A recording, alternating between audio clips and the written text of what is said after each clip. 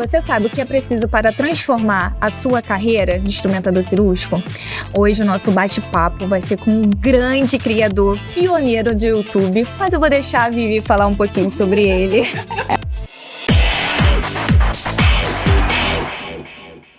Ele é um profissional com anos de experiência que transformou a sua paixão em propósito de vida. A gente está aqui hoje, simplesmente, seja muito bem-vindo, Vinícius. Gente, vocês não sabem o quanto eu tava esperando por esse episódio. Sabe aquele episódio que você sonha conhecer aquela pessoa assim, que você sempre vê nas telas? Então, eu conheci Vinícius. E lá a gente já chegou a fazer, né, enquete lá no podcast. Nossa, ele foi chutado. Professor Vinícius. Eu acho que foi top 1. E quando colocamos lá, quem será o próximo nosso convidado? Vinícius. Não, foi uma semana de muita insônia, assim, de ansiedade. Foi. Não, e o pior de tudo, o convite. Será que ele vai aceitar? Tomar um toco. Você tem um prazer. Obrigado pelo convite. Parabéns pelo trabalho. É realmente incrível. Eu acabei de até fazer uns stories falando que vocês estão revolucionando o mercado. Obrigada. Acho muito lindo. E você tem um pouquinho aqui do podcast, porque você sabe que eu ia ser a inspiração, né? Das telas. Então, saiba que você também faz parte desse projeto. Aí me sinto mais Não, na verdade, a gente tá dando, assim, o segundo passo, que o primeiro você já vem dando há muito tempo. Bastante tempo. Eu acho que o boom realmente da instrumentação na rede social veio com você. Sim. E foi onde ele ia compartilhar o conhecimento, a experiência, isso é fantástico, porque a gente não tinha, né? A gente vem de uma instrumentação sem entregar a nossa idade, antiga, daquela coisa de não pode falar, senão ele toma o meu lugar, e ninguém pode... Não tinha muito profissional, não tinha muita coisa, então começar a propagar, eu falo assim, que a minha missão é propagar a instrumentação, as pessoas precisam conhecer. E seguindo essa linha de raciocínio, eu quero que você compartilhe um pouquinho da sua trajetória. A gente sabe um pouquinho aí. Os bastidores aqui, ficou ouvindo assim, ficou assim, ó. A gente até falou, não aguento mais ser resiliente. Então conta um pouquinho dessa história. Vamos lá. Então, quando eu comecei na área da instrumentação cirúrgica, não era algo que era meu sonho. Falei, eu quero ser instrumentador cirúrgico. Não, eu queria ser mecânico. Aí não deu pra ser mecânico de carro, pra ser mecânico de gente. Mas eu não tinha essa questão de tipo, eu quero ser um instrumentador cirúrgico. Eu pensei, né, muito, às vezes as pessoas fazem essa pergunta, como que você entrou, como é que foi?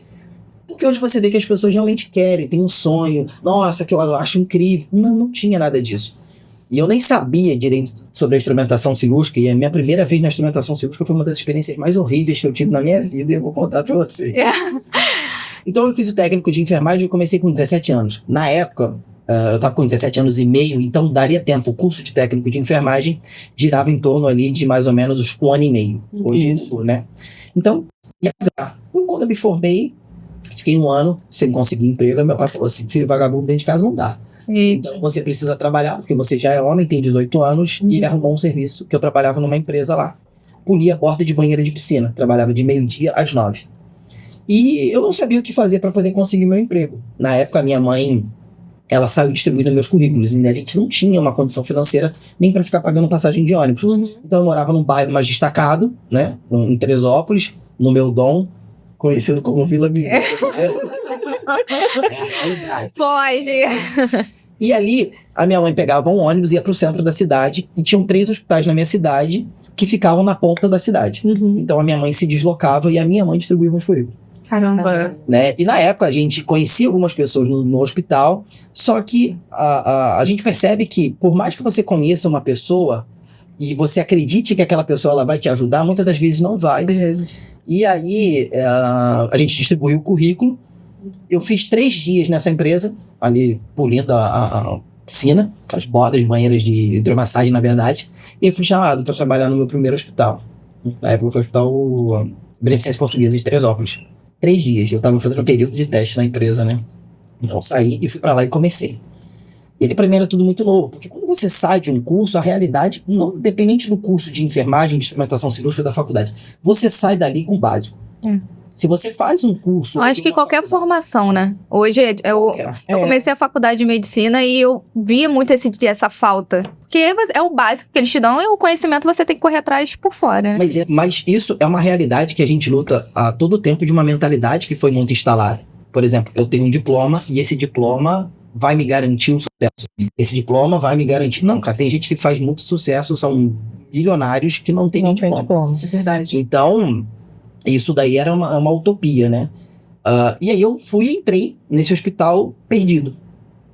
Bom, você fez curso, mas assim, a realidade é outra. É outra. Quando você bate ali e vê a real.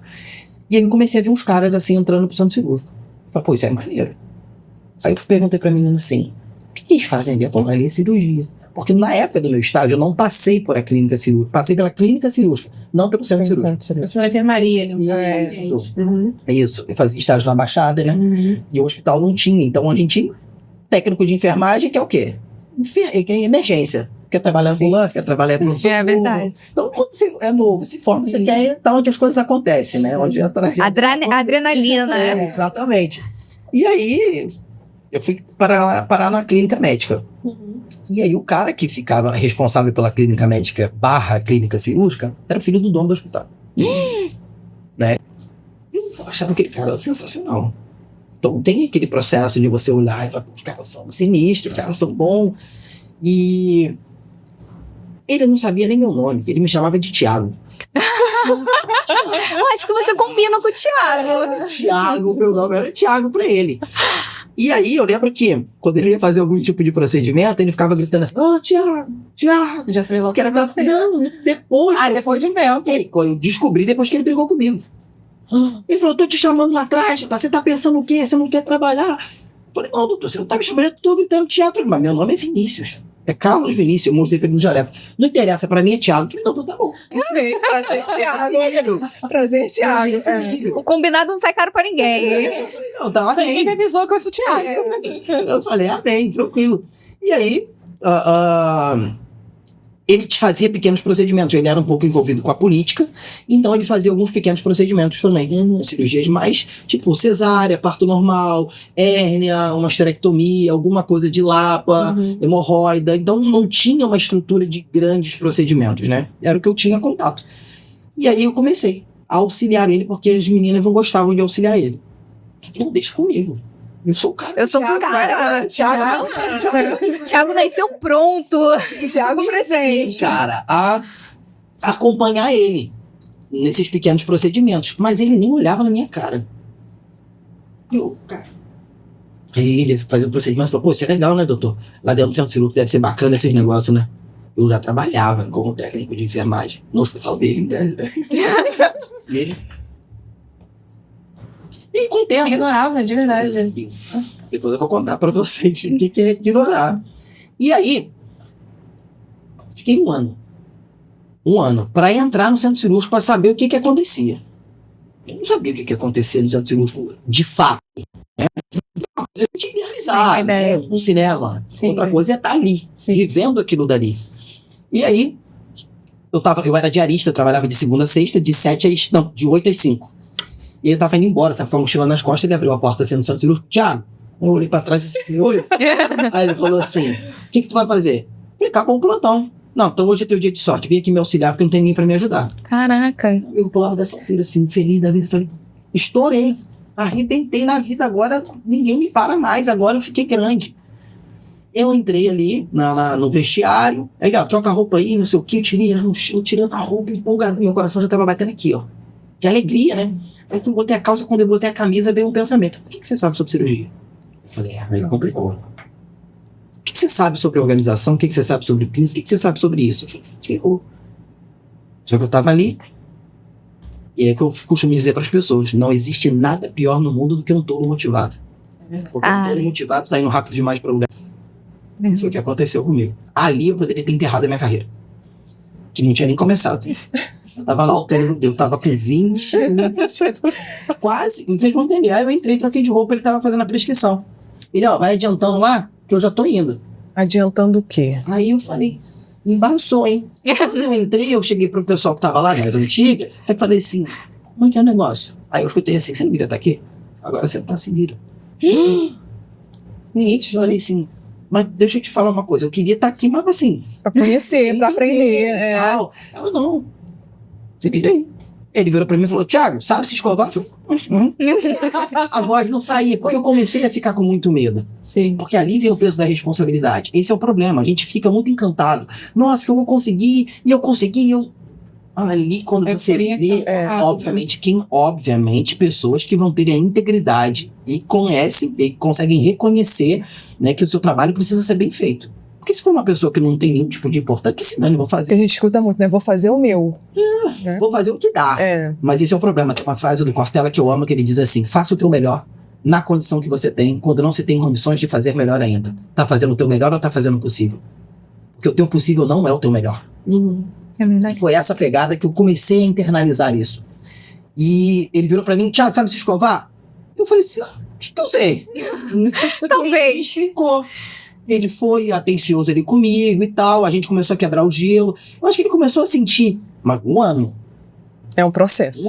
pra ele poder... Porque cirurgião é metódico. É, O cara, ele precisa... É o que eu falo com o pessoal. Cara, o cara tá estudando 6 anos de medicina, ele vai fazer mais não sei quantos anos de residência. Você acha que com um curso de 3 meses o cara vai confiar em você? Pô, me ajuda aí, né? Não tem cabimento isso. E aí eu me escovei, a mesa já tava forrada, aí eu olhei pra uma outra moça assim e falei... Nossa, para isso aqui. Aí ela foi me deu uma dica a outra. Aí eu organizei assim, mais ou menos, ele falou assim, olha, vai começar isso daqui. Falei, beleza. Pronto, olhei pra cara dele, falei, porra. E o senhor? Eu tô pronto, o senhor tá tudo bem? Assim, né? Porque nessa época era tipo, eu iria instrumentar e auxiliar. Ele não tinha ninguém, era uma hernia umbilical. Então a mesa tava aqui do meu lado. Caos. Eu de frente com ele na primeira cirurgia. Experimentar no ritual auxiliar também. Mas eu nem sabia. Eu nem sabia que o que eu ia fazer lá dentro, essa era a realidade. Mas eu sabia que eu queria ser um negócio lá da instrumentação. Que eu tinha que ter ouvido o conceito. Sai fora que você deu pra tudo. Não aprender mais. Né? Não, tipo assim, desiste disso. Mas a técnica que trabalhava comigo falava assim, mexe com isso não. Mas enfim. E aí eu tava na cirurgia. Ele olhou pra mim assim, pronto. Não saía mais. Ele bisturi. Aí eu peguei o bisturi, não sabia nem passar. Aí ele olhou e falou, não sei o que, aí pegou. Aí ele fez o primeiro corte, pegou o bisturi elétrico, eu... Mentira! Tô esperando. Isso é raro, mas acontece com frequência, tá? Esse foi ali meu primeiro contato com a cirurgia foi assim. Aí Eu não vou nem perguntar ele, porque você não vai saber me responder. Eu lembro que, tipo assim, uma das circulantes entrou no meu lugar, a outra me arrastou, e a médica, que era anestesista, que era a esposa dele, me acordou. Eu falei, a cirurgia acabou? E aí eu tremendo. E eu lembro que quando eu tava, né, Voltando. eu escutei o pessoal rindo. E eu fiquei mal demais com aquilo dali. É. E a médica, fica tranquila, meu filho. Ela tava lá fazendo a coisa da anestesia, né? Falei, doutor, acho que eu tava com fome. Eu não tava entendendo o que tava acontecendo ali, né? Mas eu acho que isso foi um dos maiores ensinamentos que eu tive. Quando eu saí dali, eu saí extremamente decepcionado, né? E as pessoas, tipo, brincavam, que tipo assim, pô, que merda de médico, de técnico de enfermagem, esse que não aguenta ver sangue, que não sei o quê. Eu acho que você chegou no ponto onde você tem duas decisões. Ou desistir, ou faz aquilo dar certo. Mas assim, eu tava perdido. Eu tava tentando entender. E aí eu voltei pro hospital no outro dia. Isso foi numa sexta-feira. Pô, só final de semana eu voltei no hospital. Aí o pessoal, a notícia correu inteira, né? O hospital não era muito pequeno, não era hospital grande. Era Não, o hospital grande também aqui acontece. Aqui acontece. E aí eu falei, cara, não é porque eu vi sangue. Eu preciso me testar de novo. Louco. Esse drive, né? Você decide se vai ou Não. Eu queria entender por que eu desmaiei. Né? E depois de um tempo eu entendi, cara, eu fiquei muito nervoso. Eu fiquei com muito medo. Eu entrei em pânico. E foi uma forma do meu cérebro me defender. E aí é o que eu sempre digo.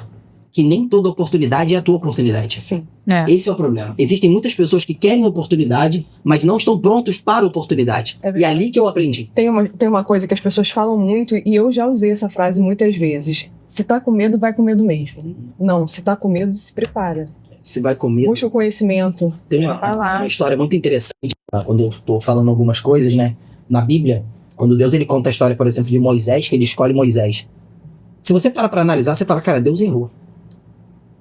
Porque quando Deus chama alguém para poder liderar, ele espera o quê? Que a pessoa saiba se comunicar, que ela tenha pulso. E a Bíblia relata que Moisés era pesado de língua. A gente não sabe exatamente o que era, mas algumas pessoas dizem que ele era gago. Mas está dizendo que ele era pesado de língua, que ele tinha dificuldade na fala. E Moisés, ele vira para Deus e fala assim, como que você me escolheu? Naquele momento, ele sentiu medo. E aí você vê que Deus fala assim, faz o seguinte, o teu irmão Arão tá vindo aí, vai vocês dois lá, eu vou falar com você, você fala com Arão, e Arão fala com o faraó. Aí eu me perguntei, falei, pô, por que Deus não fala direto com Arão? Porque ele Porque ele precisava escolheu a preparar pessoa errada. Porque Moisés ali, né? E aí foi o que aconteceu. Moisés vai, Deus fala com Moisés, Moisés fala com Arão e Arão fala com o faraó. Primeira vez. Segunda vez, Deus fala com Moisés, Moisés fala com Arão, Arão e Moisés falam com o faraó. Moisés fala com o faraó. O que é isso, Vinícius? Ali Deus estava tratando o medo dele. Como que você trata medo? Se expondo. É verdade. Sim. Então, se eu falo pra você, se você tá com medo, vai com medo mesmo, isso é uma grande probabilidade de fazer um amontoado de frustrações e decisões. Porque você vai com medo mesmo, você não vai Vai se preparado frustrar. pra aquilo dali, você vai se frustrar e aí você vai começar a ter aquela sensação de insignificância. Verdade. Então, tá com medo? Começa a se questionar. Uma das questões que a gente precisa trabalhar é que o medo não existe. O medo, ele não existe. O medo é uma criação mental de um cenário hipotético na tua cabeça. A psicologia, ela fala do medo instintivo e do medo psicológico. O medo instintivo é o medo natural, que a psicologia chama. Já outras linhas de psicologia dizem que o medo não existe. Que o que existe realmente é a questão de você ter prudência naquilo que você faz. Com o medo psicológico, o medo instintivo é aquele, cara, eu tenho medo de altura. Então eu tô próximo daquilo dali, eu tô com medo. Quando eu saio, aquilo dali não me perturba mais. Agora eu vou entrar num negócio, eu tô com medo, aquilo fica na minha cabeça, esse é o medo psicológico.